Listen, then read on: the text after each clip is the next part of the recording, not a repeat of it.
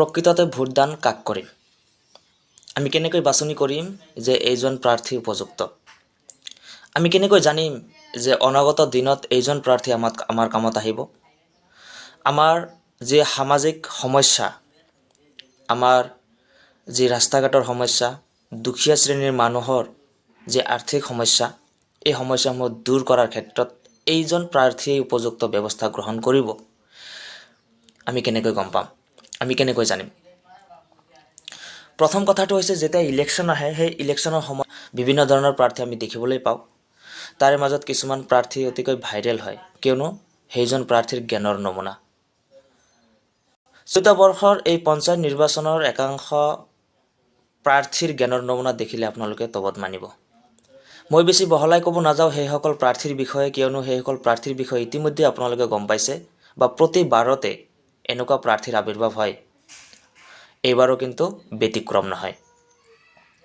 গতিকে সেইসকল প্ৰাৰ্থীয়ে যে নমিনেশ্যন দাখিল কৰিব আহিছে, কাৰ সাহস লৈ আহিছে আৰু কোনে সেই লোকক মনোনয়নৰ বাবে প্ৰেৰণ কৰিছে? কোনো ৰাজনৈতিক দলৰ ফালৰ পৰাতো এনেকুৱা প্ৰাৰ্থী মনোনীত নকৰিব বুলি মই ভাবোঁ। বিভিন্ন প্ৰান্তত এনেকুৱা কিছু প্ৰাৰ্থী দেখিবলৈ পাইছোঁ, যিসকলৰ প্ৰাৰ্থীৰ জ্ঞানৰ নমুনা দেখিলে সঁচাকৈয়ে আপুনি ভাবিবলৈ বাধ্য হ'ব যে এইসকল প্ৰাৰ্থী যদি সঁচাকৈয়ে যদি জয়লাভ কৰি আমাৰ সমাজৰ কল্যাণাৰ্থে কাম কৰিব বিচাৰে, তেনেহ'লে ভৱিষ্যত কি হ'ব? তাৰ বিপৰীতে কিন্তু আৰু একাংশ কিছু দেখা যায়, কিছু উচ্চ শিক্ষিত যুৱক বা যুৱতীসকল যে জনগণৰ কল্যাণৰ স্বাৰ্থত যে ওলাই আহিছে, সেইসকল যুৱক যুৱতীলৈ শুভেচ্ছা জনাইছে। বিগত দিনত যিসকল প্ৰাৰ্থীয়ে সমাজৰ প্ৰতিনিধিত্ব কৰিছিল, সেইসকল প্ৰাৰ্থীয়ে কিন্তু বিগ জিৰ' ফলাফল দেখুৱাইছে। তেনেকুৱা এটা পৰিস্থিতি দেখি এইসকল শিক্ষিত যুৱক যুৱতীসকল যে আগবাঢ়ি আহিছে, তাৰ কাৰণে সঁচাকৈয়ে ভাল লাগিছে।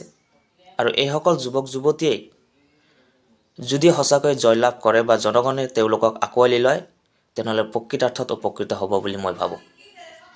কিন্তু ইয়াৰ মাজতো এটা কথা আছে,